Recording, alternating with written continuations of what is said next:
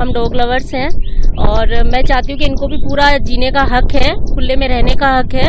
और अगर सेल्फ में इनको डाल देती है अगर गवर्नमेंट, तो आप सोचिए जो मोहल्ले में कहीं भी अब चोरी चकारियाँ जो होती है, कोई दूसरा आदमी आता है तो ये कितना ध्यान रखते हैं। मतलब ये देख लीजिए कि ये हमारे एक तरह से सुरक्षा गार्ड है। और अगर गवर्नमेंट इनको पिंजरे में डालती है या सेल्फ में डालती है तो इससे हमको ही नुकसान है। इसलिए मैं गवर्नमेंट से हाथ जोड़ के निवेदन करती हूँ कि प्लीज इन बेजुबान जानवरों को सेल्फ में ना डालें। Please understand, we are not against dogs, but we are against the trauma that these stray dogs are causing in the society today.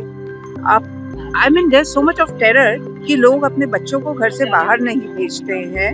आपको मतलब एंड ये हमारे पूरे जो रेजिडेंट्स हैं, हमारे रेजिडेंट डॉग लवर्स हैं, उनको पता है कि कितने डॉग बाइट्स के किस्से बढ़ गए हैं सोसाइटी में। एक दिन में आपकी 6 डॉग बाइट्स हो रही हैं। आवारा कुत्ते, स्ट्रे डॉग्स लोगों के जीवन का हिस्सा जरूर है। कई राज्यों में इनकी बढ़ती संख्या चिंता का विषय जरूर है। सड़कों गलियों में खुला घूमने वाले कुत्तों पर उच्चतम न्यायालय यानी सुप्रीम कोर्ट का शुक्रवार एक निर्देश आया। निसंदेह अदालत ने पशु प्रेमियों की संवेदनाओं का ख्याल रखा है, लेकिन साथ में ये स्पष्ट कर दिया है कि जन सुरक्षा के साथ कोई समझौता नहीं होगा।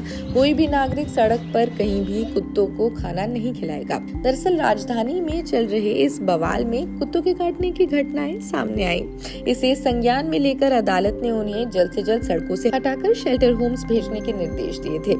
अदालत के इस फैसले को लेकर व्यापक स्तर पर चिंता जाहिर की गई कि क्या आवारा कुत्तों के प्रति नरम नहीं हुआ जा सकता। आप कुत्ता तो पकड़ लो, न्यूट्रलाइज उनको न्यूट्रल करो, फिर वापस नहीं छोड़ सकते, तो आप रखोगे कहाँ? इंफ्रास्ट्रक्चर है गवर्नमेंट के पास नहीं है, शेल्टर्स नहीं है, पाउंड्स नहीं है, उनकी देख रखाव नहीं है। हमको 25 साल लगे एक शेल्टर और एबीसी सेंटर बनाने में, और हम आज के दिन में सिर्फ 400 कुत्ते रख पाते हैं अपने शेल्टर में, और एबीसी का तो चलता रहता है, आते हैं न्यूट्रल करते हैं, छोड़ देते हैं। आज के आदेश से हम बहुत बहुत शुक्रगुजार हैं माननीय सर्वोच्च न्यायालय के कि उन्होंने रूल ऑफ लॉ को अपहोल्ड किया है। उन्होंने एनिमल बर्थ कंट्रोल रूल्स जो हैं 2023 के, जिनको एक तरह से सेट असाइड किया गया था पिछले ऑर्डर में, ये कहा गया था कि सब कुत्तों को उठा के बंद कर दिया जाए, उसको स्टे कर दिया है और कहा है कि रूल का अनुपालन किया जाना है, कुत्तों को सबको हटाया नहीं जा सकता है। स्वागत करते हैं सुप्रीम कोर्ट के जो डिसीजन है कि उन्होंने ये बताया है कि कुत्ते जेल में ना जाए। ऑनरेबल सुप्रीम कोर्ट का बहुत ही अच्छा फैसला है, बहुत ही सराहनीय बात कही है उन्होंने। और जो उनका फैसला है, अभी मैंने उनको पढ़ा नहीं है, मगर आपके माध्यम से जो मुझे पता चल रहा है, तो ऑलरेडी म्युनिसिपल कॉर्पोरेशन इसी पे काम कर रहा है कि जितने भी स्ट्रे डॉग्स हैं उनको हम स्टेलाइज करके हम छोड़ देते हैं। बाकी जो फ्यूरियस डॉग और एग्रेसिव डॉग है, ये दिल्ली की जनता की भी यही डिमांड थी कि उनको रखा जाए। तो उस कारण ये जो नया न्यायपालिका का जो निर्णय आया है, फैसला आया है, उसका सभी को स्वागत करना होगा। जैसे इंसानों को जीने का अधिकार है, उसी प्रकार से जानवरों को भी उतना ही जीने का अधिकार है, पर इसका ध्यान रखना होगा कि वे आवारा कुत्ते किसी को तकलीफ न दें।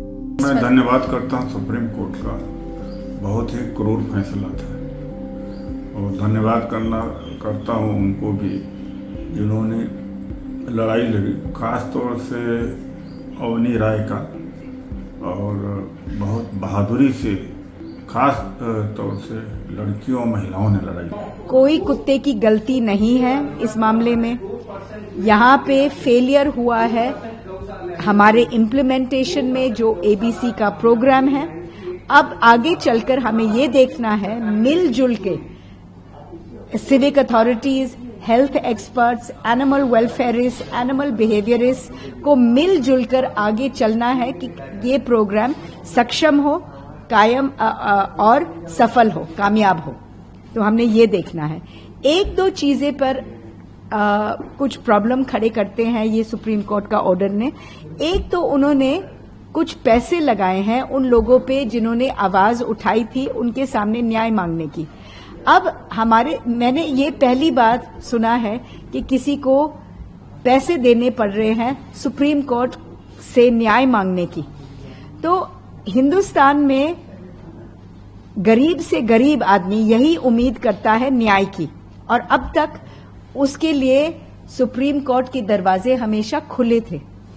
इस जजमेंट के तहत इसमें थोड़ा सा बाधा लाती है, थोड़ा सा डर पैदा करती है कि अगर हम सुप्रीम कोर्ट के न्याय के लिए मांगे तो क्या हम पे कोई जुर्माना तो नहीं लगेगा, हमने कोई पैसे तो नहीं भरने पड़ेंगे।